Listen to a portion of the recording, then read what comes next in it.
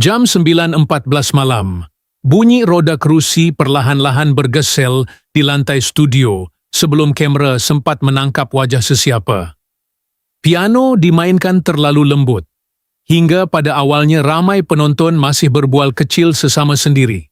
Tetapi beberapa saat kemudian, suara Adrian Adam mula memenuhi ruang Talk to My Manager 2 dengan nada yang tidak terlalu kuat. Seolah-olah dia sendiri sedang cuba menahan sesuatu di dalam dada. Aku masih ingat lampu pentas ketika itu tidak terang seperti persembahan lain. Hanya cahaya kebiruan jatuh di bahagian bahunya, sementara tangan kirinya menggenggam mikrofon dengan begitu erat sampai urat di pergelangan tangannya kelihatan jelas. Tidak ada siapa menyebut tentang penyakit malam itu pada menit-menit awal. Tiada pengacara membuat pengumuman dramatik. Semuanya berlaku perlahan, terlalu perlahan, sampai suasana studio mula berubah tanpa sesiapa sedar. Aku nampak beberapa kru di belakang kamera berhenti bergerak. Seorang juru kamera yang tadi sibuk memberi isyarat tiba-tiba menurunkan kepala. Bunyi pendingin hawa studio menjadi semakin jelas kerana seluruh tempat mula diam sedikit demi sedikit. Ketika Adrian menyanyikan baris kedua lagu Ku Mohon, bunyi nafas kecil kedengaran dari meja juri. Kamera kemudian perlahan-lahan beralih ke wajah Sheila Amzah. Dia pada awalnya hanya memandang lantai sambil kedua tangannya bertaut di atas paha. Menurut beberapa orang dalam studio, Sheila dilihat menutup mata selama beberapa saat sebelum mengangkat wajahnya kembali ke arah pentas. Tetapi dia tidak menangis seperti yang ramai sangka. Itulah yang membuat suasana terasa lebih berat. Kadang-kadang orang yang sedang menahan air mata kelihatan jauh lebih rapuh daripada orang yang terus menangis di depan semua orang. Adrian pula terus menyanyi dalam keadaan duduk di kerusi roda. Suaranya tidak sempurna. Ada sedikit getaran halus di hujung nada. Namun justru itulah seluruh studio mula terasa terlalu sunyi. Bunyi roda kerusi yang bergerak sedikit ketika dia membetulkan posisi duduk kedengaran jelas di mikrofon pentas. Aku nampak seorang penonton wanita di barisan belakang perlahan-lahan mengesat pipi, walaupun lagu belum sampai ke bahagian paling menyentuh hati. Sheila ketika itu dikatakan mula teringat kepada arwah ibu mentuanya yang pernah bertarung dengan penyakit kanser sebelum ini. Namun dia masih diam. Dia hanya memandang Adrian tanpa berkedip terlalu lama, seperti sedang mendengar sesuatu yang lebih dalam daripada sekadar lagu. Lampu studio semakin malap ketika masuk ke chorus kedua. Wajah Adrian kelihatan pucat di bawah cahaya putih lembut. Tangannya mula menggigil kecil ketika memegang mikrofon, tetapi dia tetap meneruskan nyanyian tanpa meminta simpati sesiapa. Itulah yang membuat beberapa orang juri akhirnya tunduk memandang meja masing-masing. Tidak ada sorakan besar malam itu. Tidak ada tepukan gemuruh di tengah lagu seperti kebiasaan rancangan hiburan lain. Yang ada cuma suasana sunyi yang terasa semakin berat dari menit ke menit. Selepas persembahan berhenti seketika, Sheila akhirnya menarik nafas panjang sebelum perlahan-lahan berkata bahwa suara Adrian memiliki kelembutan yang jarang ditemui dalam industri hiburan sekarang. Dia dipetik mengatakan bahwa Adrian bukan sekadar penyanyi muda biasa, tetapi seseorang yang mampu membuat orang diam hanya dengan satu baris lagu. Dan ketika kamera kembali memfokus wajah Adrian yang masih duduk di kerusi roda sambil tersenyum kecil ke arah penonton, tidak ramai menyedari bahwa di sudut lain dunia hiburan Malaysia, hanya dengan satu anggukan kecil, Zizi Kirana juga dikatakan sedang membuat persiapan untuk melangkah ke bulan paling besar dalam hidupnya bulan depan. Lepas malam itu, aku tidak terus pulang ke rumah dengan perasaan tenang seperti biasa. Suara Adrian masih tertinggal dalam kepala aku, walaupun lampu studio sudah dipadam satu demi satu. Ada sesuatu tentang cara dia menyebut setiap patah lirik malam itu yang membuat aku terasa seperti sedang berjalan semula ke sebuah rumah lama yang sudah terlalu lama aku cuba elakkan dalam ingatan sendiri. Orang selalu fikir kehilangan datang dalam bentuk tangisan besar atau jeritan yang kuat. Tapi sebenarnya tidak. Kadang-kadang kehilangan cuma hadir dalam bentuk sebuah kerusi kosong di hujung meja makan yang tidak lagi disentuh sesiapa. Menurut beberapa sumber rapat keluarga, ibu mentua aku pernah melawan penyakitnya hampir tanpa banyak bercakap tentang kesakitan yang dia tanggung. Dia bukan jenis yang suka meraih simpati. Malah ada hari-hari tertentu dia masih cuba senyum ketika menuang air, walaupun tangan mula menggigil perlahan. Aku masih ingat bunyi sudu berlaga dengan mangkuk pada waktu malam ketika seluruh rumah terlalu sunyi. TV di ruang tamu selalunya terbuka sampai lewat malam. Rancangan berjalan seperti biasa. Suara penyampai berita masih kedengaran, tetapi sebenarnya tiada siapa pun benar-benar menonton. Rumah itu perlahan-lahan berubah menjadi tempat yang penuh bunyi kecil. Bunyi pintu bilik dibuka perlahan. Bunyi tapak kaki berhenti di depan dapur. Bunyi cawan kaca diletakkan berhati-hati di atas meja sisi katil. Kadang-kadang aku terjaga tengah malam hanya kerana terbau ubat dari bilik hujung rumah. Bau itu tidak terlalu kuat, tetapi cukup untuk membuat dada terasa berat tanpa sebab. Ada satu malam aku masuk perlahan ke dalam biliknya hanya untuk menghantar air panas. Lampu tidur kecil masih menyala warna kekuningan.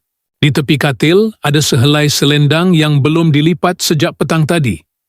Telefon bimbitnya pula masih terbuka pada gambar keluarga lama. Gambar ketika semua orang masih ketawa tanpa memikirkan hospital, rawatan atau masa yang semakin pendek. Aku tidak tahu kenapa memori itu datang semula terlalu kuat malam Adrian menyanyi. Mungkin sebab cara dia memegang mikrofon sambil cuba tersenyum walaupun jelas keletihan.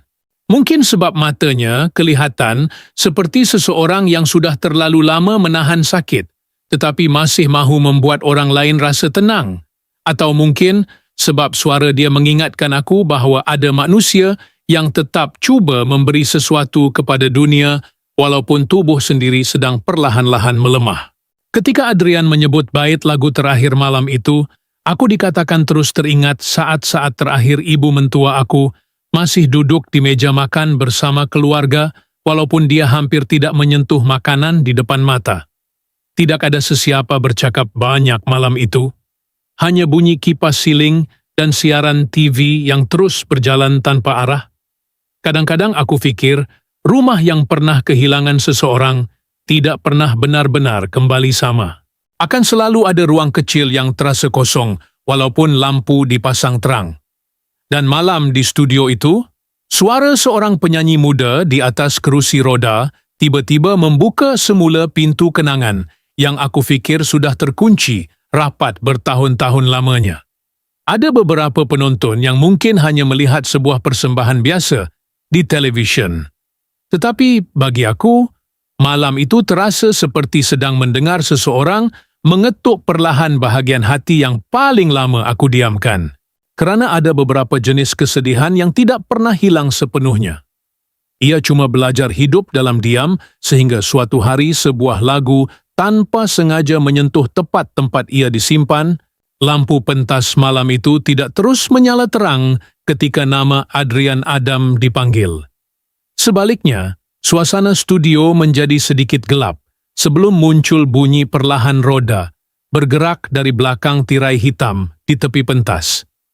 Pada awalnya, ramai penonton cuma memandang ke arah cahaya biru yang jatuh di lantai berkilat. Kemudian perlahan-lahan, kerusi roda itu muncul bersama bayang tubuh seorang anak muda yang cuba tersenyum walaupun wajahnya kelihatan terlalu letih untuk seseorang seusianya. Seorang kru pentas segera berjalan mendekat, lalu membongkok kecil untuk merendahkan kedudukan mikrofon. Semua itu berlaku dalam diam, tidak dramatik, tidak ada muzik sedih dipasang untuk memancing emosi. Hanya bunyi kecil besi mikrofon dilaraskan dan nafas perlahan Adrian yang kedengaran dekat dengan pembesar suara studio. Dari tempat aku duduk, aku nampak tangannya lebih kurus berbanding kemunculan terdahulu di TTMM2. Jemarinya menggenggam sisi kerusi roda beberapa saat sebelum melepaskannya perlahan. Menurut beberapa sumber produksi, Adrian sebenarnya sudah lama tidak berada dalam keadaan cukup kuat untuk meneruskan pertandingan. Keadaan kesehatannya dikatakan semakin sukar sejak kebelakangan itu sehingga dia terpaksa menarik diri daripada program tersebut. Tetapi apa yang ramai tidak tahu, Adrian dipercayai masih mahu kembali muncul untuk satu malam terakhir. Bukan kerana mahu menang, bukan untuk mencari simpati penonton, tetapi kerana ada sebuah lagu yang dia tidak mahu tinggalkan separuh jalan. Aku masih ingat bagaimana lampu pentas memantul pada roda kerusi itu ketika kamera mengambil sudut dekat dari bawah. Kasut yang dipakainya malam itu tidak lagi benar-benar menyentuh lantai seperti peserta lain yang berdiri di atas pentas dengan penuh tenaga.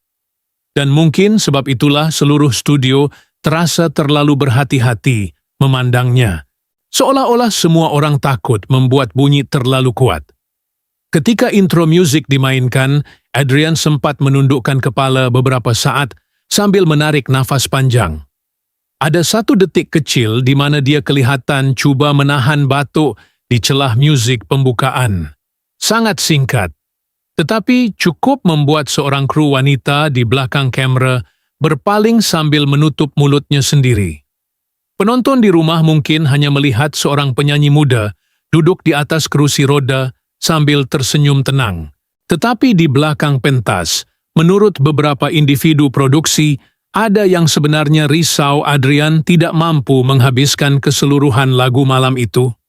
Seorang staf dikatakan berdiri berhampiran tirai sepanjang persembahan dengan wajah cemas, menunggu jika sesuatu berlaku secara tiba-tiba. Namun Adrian tetap mengangkat wajahnya ke arah penonton seperti seseorang yang sudah membuat keputusan untuk melawan ketakutan sendiri malam itu. Dan perkara paling sukar untuk dilupakan bukanlah keadaan tubuhnya, tetapi caranya masih cuba membuat orang lain rasa tenang, walaupun dirinya sendiri kelihatan sedang menanggung sesuatu yang terlalu berat. Bila muzik mula perlahan masuk ke bahagian pertama Ku Mohon, suasana studio menjadi semakin sunyi.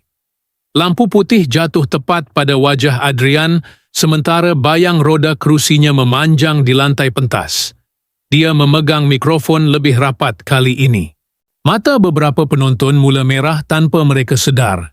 Dan kemudian Adrian mula menyanyikan Ku Mohon, seperti seseorang yang sedang cuba mempertahankan sesuatu daripada hilang buat selama-lamanya. Semakin Adrian menyanyikan lagu itu, studio semakin terasa seperti ruang yang terlalu kecil untuk menampung semua emosi yang sedang ditahan orang di dalamnya. Tidak ada sesiapa menangis kuat, tidak ada jeritan dramatik seperti rancangan televisyen biasa. Yang ada cuma wajah-wajah yang perlahan-lahan berubah selepas setiap bait lagu berlalu.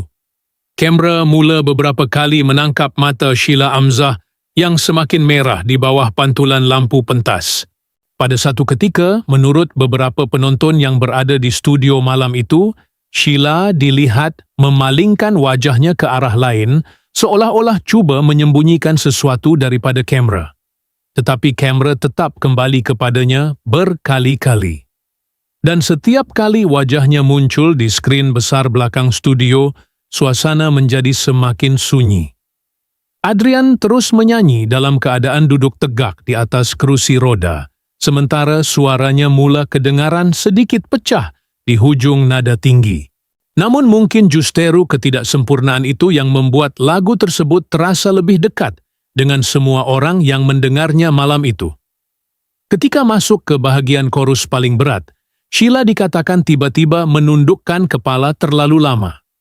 Tangannya yang memegang sekeping tisu mula bergerak perlahan sebelum akhirnya menggenggam dan meramasnya tanpa sadar.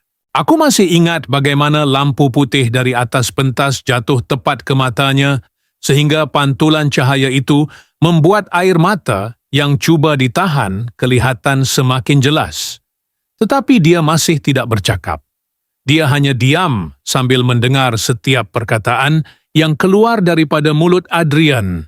Dan dalam diam itulah, memori lama seolah-olah mula masuk satu demi satu tanpa boleh dihentikan. Suara Adrian malam itu dipercayai membawa Sheila kembali kepada lorong hospital yang pernah terlalu sering dilalui keluarganya dahulu. Bau pendingin hawa hospital yang terlalu sejuk. Bunyi roda katil bergerak di tengah malam. Wajah ahli keluarga yang cuba tersenyum ketika menunggu keputusan pemeriksaan, walaupun semua orang sebenarnya takut mendengar jawapan doktor. Menurut beberapa sumber rapat, ada masa-masa tertentu ketika ibu mentuanya semakin lemah, seluruh keluarga hanya duduk bersama tanpa bercakap apa-apa kerana masing-masing tidak tahu ayat apa yang mampu membuat keadaan terasa lebih ringan. Dan malam di TTMM 2 itu, semua rasa lama yang sudah cuba disimpan jauh dipercayai kembali perlahan-lahan hanya melalui sebuah lagu. Ketika Adrian berhenti sekejap untuk menarik nafas di tengah persembahan, bunyi tepukan kecil mula kedengaran dari arah penonton. Tetapi Sheila masih tidak bergerak. Dia tetap duduk diam sambil memandang pentas seperti seseorang yang sedang melihat sesuatu yang orang lain tidak nampak. Jarinya kelihatan sedikit menggigil ketika menyentuh bawah matanya. Ada satu detik di mana kamera mengambil sudut dekat wajahnya dan ramai penonton di rumah mula percaya bahawa dia sebenarnya sedang cuba mengawal emosinya daripada runtuh di depan semua orang. Namun, apa yang membuat suasana semakin berat ialah hakikat bahawa Adrian sendiri masih terus tersenyum kecil di atas pentas, walaupun ramai di belakang tabir dikatakan risau dia sudah terlalu letih untuk meneruskan lagu sampai habis. Dan mungkin sebab itulah suasana malam itu terasa begitu manusia. Tidak sempurna, tidak dirancang untuk menjadi sedih, tetapi perlahan-lahan berubah menjadi sesuatu yang terlalu dekat dengan pengalaman ramai orang tentang kehilangan dan ketidakberdayaan. Ketika nota terakhir korus bergema perlahan dalam studio, Sheila akhirnya mengangkat wajahnya semula ke arah pentas dengan mata yang sudah jelas berubah. Dan mungkin pada saat itulah, dia mula sedar bahawa muzik kadang-kadang bukan datang untuk menyembuhkan apa-apa, tetapi hanya membuat perkara yang selama ini cuba dilupakan menjadi semakin jelas di depan mata. Selepas siaran malam itu tamat, suasana sunyi dari dalam studio seolah-olah tidak berhenti di situ sahaja. Ia bergerak perlahan keluar dari pentas, masuk ke telefon orang ramai, ke ruang komen, ke bilik-bilik kecil yang masih bercahaya lewat malam. Klip persembahan Adrian Adam mula tersebar sedikit demi sedikit di media sosial. Pada awalnya, ramai cuma berkongsi potongan pendek ketika dia mula menyanyikan Ku Mohon di atas kerusi roda. Tetapi semakin malam berjalan, semakin ramai orang mula berhenti, bukan kerana mahu melihat persembahan sempurna. Sebaliknya, kerana mereka terasa sesuatu yang sukar dijelaskan dengan kata-kata. Menurut beberapa pemerhati hiburan, perkara paling luar biasa malam itu bukanlah teknik vokal Adrian atau susunan muzik pentas. Yang orang bercakap tentang ialah rasa yang tertinggal selepas lagu habis. Ada video pendek yang dimuat naik semula berkali-kali hanya kerana kamera menangkap saat Sheila Amzah tunduk terlalu lama sambil menggenggam tisu di tangannya. Ada penonton yang mengaku mereka menonton semula bahagian itu lebih daripada 5 kali. Walaupun tidak tahu kenapa dada mereka terasa berat setiap kali melihatnya. Sekitar pukul 2 pagi, ruang komen mula dipenuhi cerita-cerita yang jauh lebih pribadi daripada sekadar ulasan rancangan hiburan. Seorang pengguna media sosial menulis bahawa dia tiba-tiba teringat ibunya yang pernah terlantar sakit selepas mendengar suara Adrian malam itu. Satu lagi akaun berkongsi bahawa dia tidak pernah menangis menonton program reality sebelum ini. Tetapi malam itu dia duduk sendirian di dapur sambil membiarkan video tersebut dimainkan berulang kali tanpa suara kuat. Ada juga penonton lebih berusia yang mengatakan mereka faham perasaan Sheila bukan kerana lagu itu terlalu sedih, tetapi kerana kehilangan seseorang akibat penyakit perlahan-lahan memang meninggalkan jenis kesunyian yang sukar diterangkan kepada orang lain. Dan semakin video itu tersebar, semakin ramai mula menyedari bahawa seluruh suasana malam itu terasa terlalu manusia untuk dipanggil sekadar persembahan televisyen biasa. Beberapa artis tempatan turut memberi reaksi mereka secara perlahan. Tidak ramai yang bercakap besar atau menggunakan ayat dramatik. Kebanyakan hanya memuat naik potongan pendek persembahan Adrian bersama caption ringkas. Ada yang sekadar menulis kuat atau semoga terus tabah. Tetapi mungkin sebab semua orang bercakap dengan begitu berhati-hati membuat emosi malam itu terasa lebih nyata. Sheila sendiri, menurut beberapa laporan hiburan, tidak berhenti memuji Adrian selepas persembahan selesai. Dia dipercayai mengatakan bahawa penyanyi muda itu mempunyai suara yang sangat jarang ditemui dan memiliki potensi besar dalam industri hiburan jika diberi ruang dan waktu yang cukup. Namun apa yang membuat kata-kata Sheila terasa berat bukan kerana ia kedengaran seperti pujian biasa seorang juri, tetapi kerana ramai percaya dia benar-benar bercakap sebagai seseorang yang pernah melihat orang tersayang melawan kesakitan dalam diam. Dan Adrian pula malam itu tidak kelihatan seperti Wira dalam filem motivasi. Dia tidak cuba kelihatan gagah. Dia tidak bercakap panjang tentang penderitaan sendiri. Malah ada beberapa saat wajahnya jelas, kelihatan terlalu letih di bawah lampu studio. Tetapi mungkin sebab itulah orang ramai lebih sukar melupakan dirinya.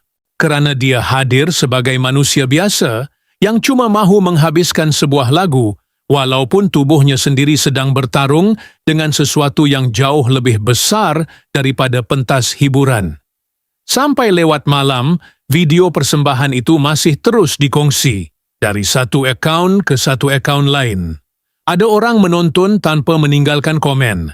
Ada yang berhenti lama di bahagian Sheila mengesat mata.